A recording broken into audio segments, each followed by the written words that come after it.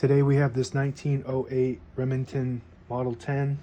I'm going to show you how to use the functions and make sure they all work. This is one of the earlier models of the Model 10. They started making these in 1907.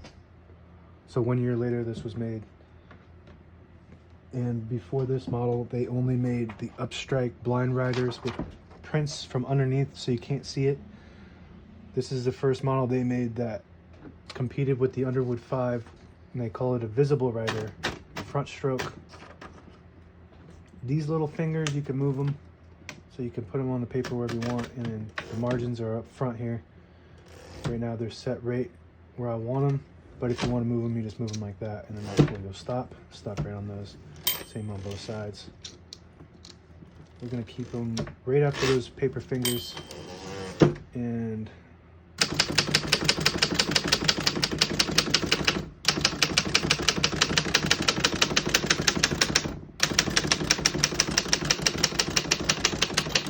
once you hear the bell, you're at the end of the margin. You hit this line space, get you back to the beginning. It skips 1, 2, or 3.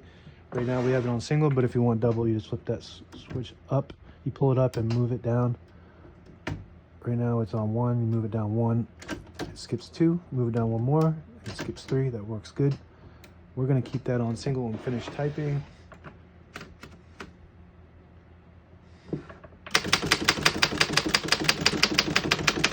As you can see, all the keys type nice and none of them skip or stick. I'll type a sentence on the next line.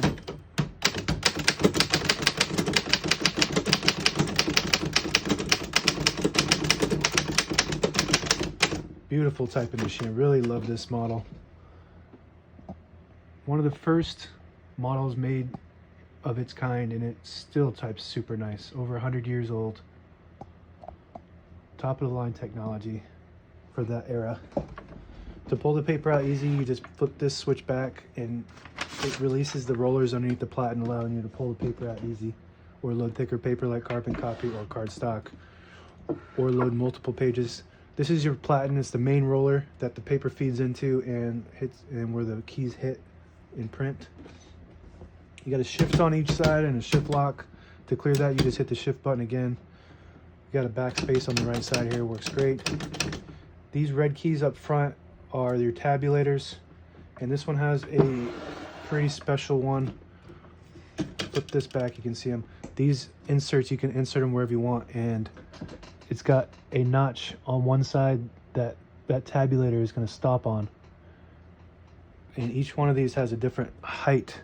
So as you can see, these both have 2 different heights, so you line them up, and when you hit one of these keys, it corresponds to one of these tabs.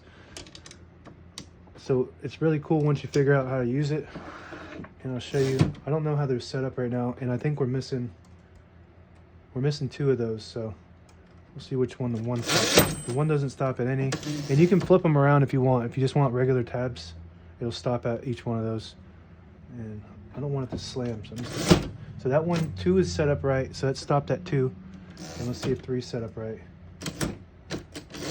Actually 3 is at 1, so we're gonna put this one on the 3rd, and let's see if that 4, nope. 5.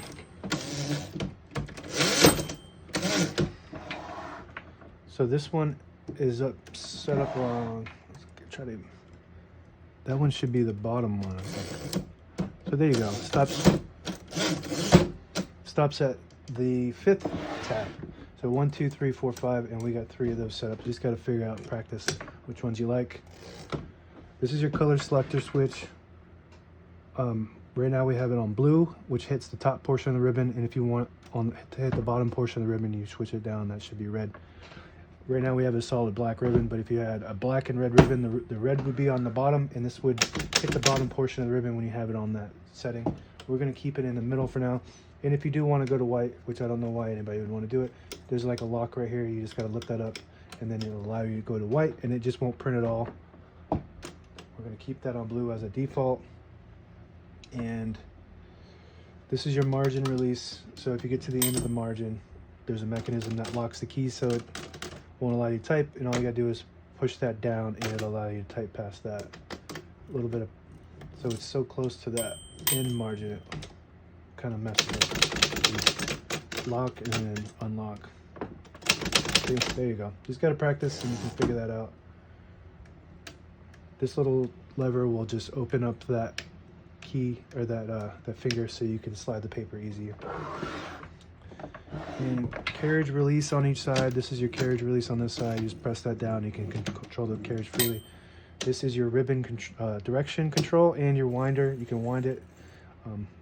All the brand new ribbon is loaded on the left side, so we want it pulling this side. But if you want to go back the other direction, reverse it, you just push that in and it'll start pulling to that other side. We're going to keep that pushed out, pulled out. Sometimes people get a typewriter and they say that their ribbon is dry or it's used up, and they just have it going in the wrong direction. So make sure you got that in the right direction so it's printing nice and black. This little thing, you can move it. This is where when the paper goes in, it guides it so it lines up to wherever you want it to be, and you can move that with this little, once you loosen that, you can move it. Right now it's on the edge of the platen, so it lines right up with that platen where I want it. These are your this is how you load your ribbon. You just pull that down and you can just load your ribbon right here and wind it from the other side. I'll load it pretty easy. That's about it. Now available on eBay or Etsy. Search Brooksaw Antiques.